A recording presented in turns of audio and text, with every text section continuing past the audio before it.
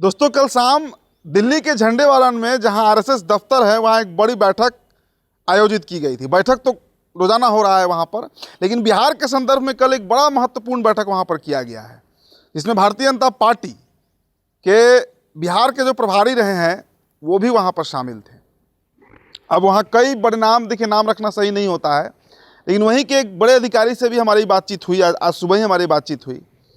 उन्होंने बड़ा स्पष्ट कहा कि देखिए, संघ और खासकर उन्होंने एक एग्जाम्पल कोट किया कि हेमंत बिस्व शर्मा के मुख्यमंत्री बनने के बाद मोहन भागवत जी का एक बयान आया था। मोहन भागवत जो संघ प्रमुख हैं, कि हमारे किसी भी संस्था, मतलब जैसे आरएसएस है, उसका अलग अलग विंग्स है, उसमें कार्यरत कोई भी व्यक्ति जो है वो मुख्यमंत्री बनने का दावेदार बिल्कुल है, लेकिन कोई बाहर से आया हुआ नेता जो है वो मुख्यमंत्री नहीं बनेगा। अब इसका कनेक्शन आप समझिए, और आप अगर आपका सोर्स होगा तो आप पता कर लीजिए। कल जो बैठक हुई है उसमें 2 महिला नाम और 2 दलित चेहरा पे चर्चा है। सिर्फ इतने पे ही चर्चा है, नाम एकदम शॉर्ट लिस्टेड है, उसमें कहीं कोई इफ बट नहीं है। अब जो 2 नाम चल रहा है महिलाओं का, एक रेणु देवी का भी नाम है जो अति पिछड़े समाज से आती हैं, और दूसरा श्रेयसी सिंह का भी नाम है।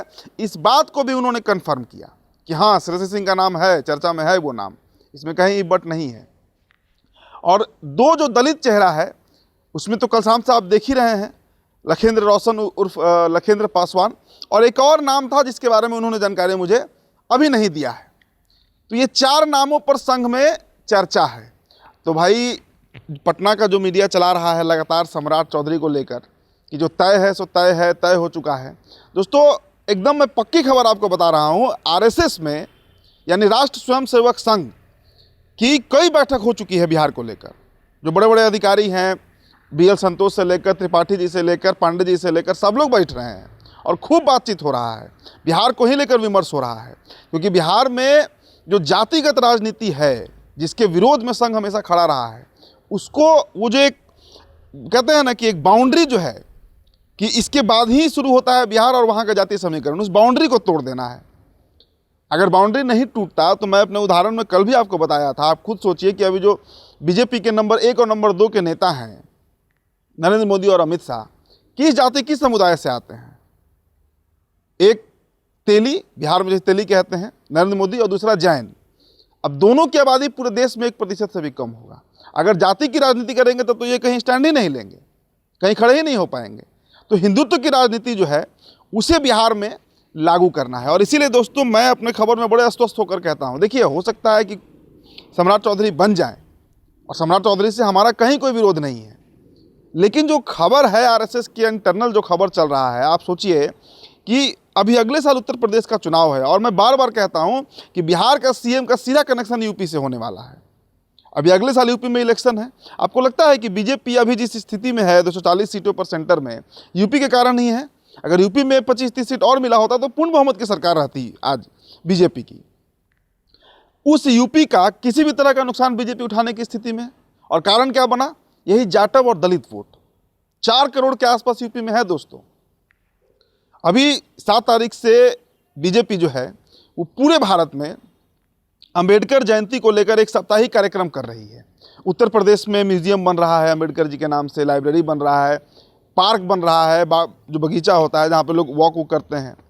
ये सब क्यों किया जा रहा है? आपको क्या लग रहा है, क्या मैसेज देना चाह रही है भारतीय जनता पार्टी? और अगर 14 तारीख को एक दलित चेहरा का अनाउंसमेंट हो जाए बिहार से, और वो भी उस जाति से जिस जाति से बाबा साहब अम्बेडकर आते थे, महार, जाटव, चमार जो कह लीजिए, तो कितना बड़ा मैसेज जाएगा, एक सिंबॉलिक मैसेज जाएगा।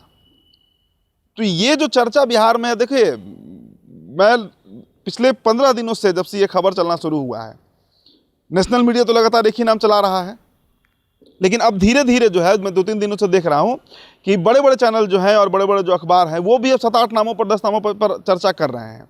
लेकिन एक बात आप नोट कर लीजिए, बिना संघ के सहमति के इस मुगालते में और गलतफहमी में कोई ना रहे कि भारतीय जनता पार्टी का मुख्यमंत्री बनेगा। और भाई, भारतीय जनता पार्टी का एक एलिजिबिलिटी होता है। अब डॉक्टर मोहन यादव को ही देखिए, ओबीसी हैं, डॉक्टरेट हैं, जरा पता कर लीजिए कि भजन लाल शर्मा का क्वालिफिकेशन क्या है। अब बीजेपी का कोई मुख्यमंत्री उठाकर देख लीजिए, कोई पीएफसी का डिग्री नहीं लिए हुए है, जिसका मैट्रिक पास होने तक का अब तक प्रमाण नहीं आया है देश के बिहार के सामने। और कोई भी क्रिमिनल बैकग्राउंड का नहीं रहा है, कि मतलब अपवाद एक आध हो सकता है, लेकिन उस तरह का अपवाद जल्दी मिलता नहीं है भारतीय जनता पार्टी में। भारतीय जनता पार्टी संगठन वाली पार्टी है, और संगठन में फैसला जो है वो कोई एक व्यक्ति नहीं लेता। हाँ, ये है कि अमित शाह जो है वही डिसीजन मेकर है, लेकिन उनके नीचे जो एक लंबा चौड़ा कतार है जिसमें आरएसएस सबसे प्रमुख भूमिका निभाता है, उसको दरकिनार हम नहीं कर सकते। आपको क्या लगता है कि मोहन यादव का सिलेक्शन बिना आरएसएस का होगा? भजन लाल शर्मा का, रघुबर दास का, मनोहर लाल खट्टर का, रेखा गुप्ता का, दिल्ली में किसी का उठाकर आप देख लीजिए। और भारतीय जनता पार्टी दोस्तों जात की नहीं, जमात की राजनीति करती है। आप किसी राज्य में उठाकर देखिए, जो बड़ा जमात वाला नेता है उसी को मुख्यमंत्री बनाया गया है, बड़ा जात वाले नेता को नहीं बनाया गया है।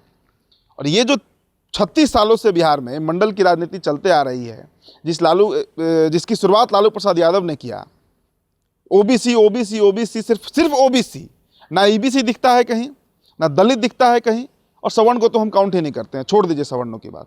लेकिन जो रिप्रेजेंटेशन ईबीसी का 36% है और जो दलित का 19% है, ये 55% वोट का कहाँ रिप्रेजेंटेशन है?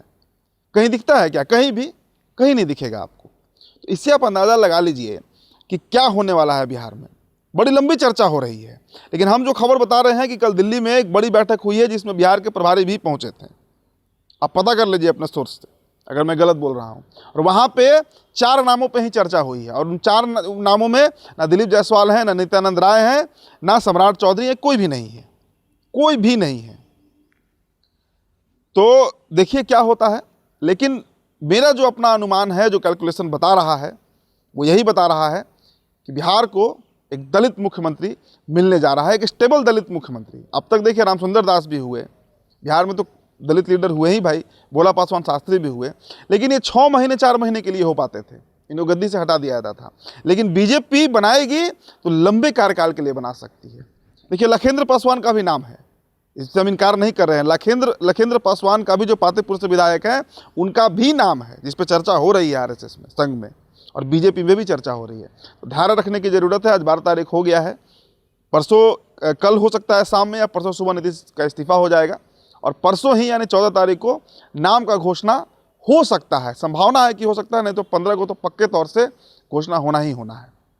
धैर्य रखिए, इंतजार कीजिए, झटका मिलेगा, सरप्राइज मिलेगा बिहार को, ये आप तय मान कर चलिए।